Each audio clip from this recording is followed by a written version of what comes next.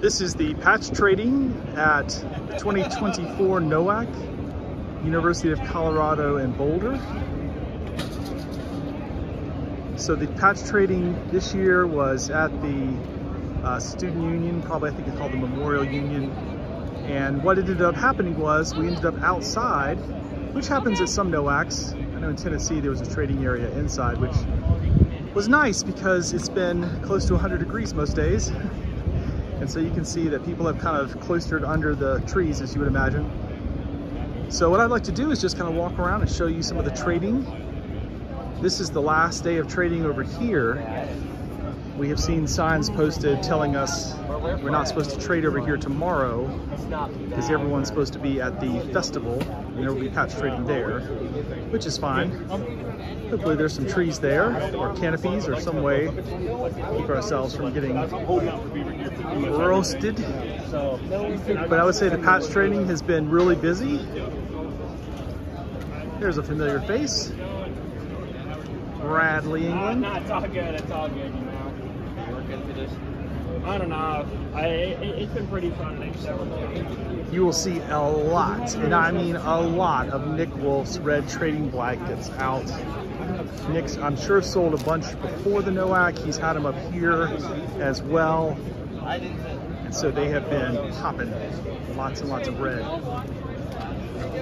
Typically, this area you're looking at here is the area that was where people started trading a little bit later in the day. In a minute, well, I'm going to get to the area that's covered. I got my spot over there this morning at 7:20 a.m. and it was not too bad, but by 8 o'clock it was absolutely slammed. There was no room for anybody. I'd probably maybe throw Central Florida in there as an offer, but of course. So we'll walk over here and see what else is shaking. The patch trading has been really busy. There's been a lot of kids doing it. You know, it's the funny thing that jamborees and NOACs, right? A lot of these young people catch the bug. So I've been making little jokes, you know, little dad jokes with some of the youth about this. And I said, well, don't worry.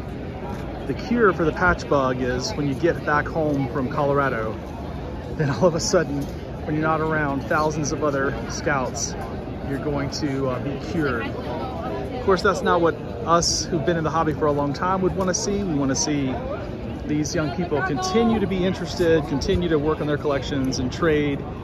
And sure enough, you know, with internet, I don't know how many of them would be on Facebook in one of the Facebook groups. Maybe there's a Discord group I know that exists as well. Maybe they would partake of that, but there is a lot of interest.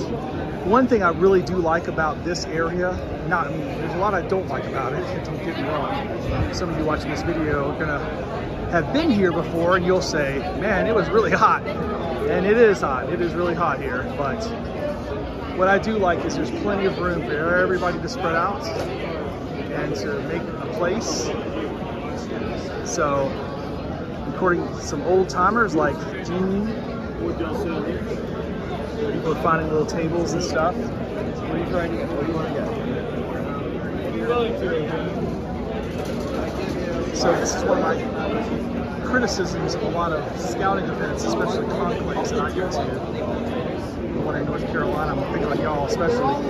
Because a lot of times the trading area that's designated is so small that there's no place for young people to put out a blanket or a towel. And so it only becomes trading among the people who are, you know, sort of the professional grade patch traders. So at least the good thing about this situation is that there's been plenty of room, although not all of it shady and not all of it cool, for young people to find a place to trade. And so that's been pretty key to having lots of patch trading. But again, as you can kind of see, everybody stays out of the sun because it is cooking here, which, you know, we're in Colorado, so you would kind of assume, it's going to be cooler. Yeah, it wasn't cool. It was hot. It's been hot, but, you know, that's no fault of anyone. You can't, you know, if we had this in, you know, Alaska, it might be 90 degrees considering the summer we've had, but still. A lot of one-for-one trading. I've seen some of these scouts trading with me earlier. Y'all are on YouTube. I traded with him earlier. But again, I think it's so cool how these young people, you know, can just take their little, you know, like they all fit, their whole collection can fit in a gallon-sized bag, and they can find a place to set up here. And then they become the little, you know, little patch sharks. People coming to their table, they can kind of control the conversation, control the trades. Again, you come over here, you're seeing people who've been here a while, they've got their blankets all set up. It's a little tight, but not terribly so. I saw this young man earlier, he's been carrying that green blanket around with him. And again, lots and lots of mixed red blankets here, especially with what I would call the professional trading class. Here's my buddy Sean, and Jeff, and Evan. Literally lots and lots of people you guys will recognize from Facebook or Frederick's or here. We have this final section here.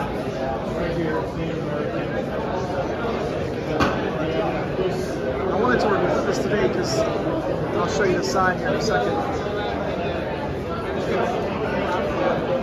So they got the signs up that says no patch training here tomorrow. It's only going to be at the festival, which is fine. But like I said, hopefully there's some trees there. Oh, I hope so. That'd be very rough. So here's my setup. I'm over here. My friend Neil is washing my blanket, so I've got those 2 blankets there. Again, got here under the shade at 7:20 this morning, and it's sort of like real estate. You have to. It's like. What did they call it in the Old West when the people ran out and staked down their ground? And that's kind of what this is. You have to like get your spot. Here's the Ives. Right there. Oh, you're good. Got a few things. And then here's the Iska people. Into their booth. Get some water.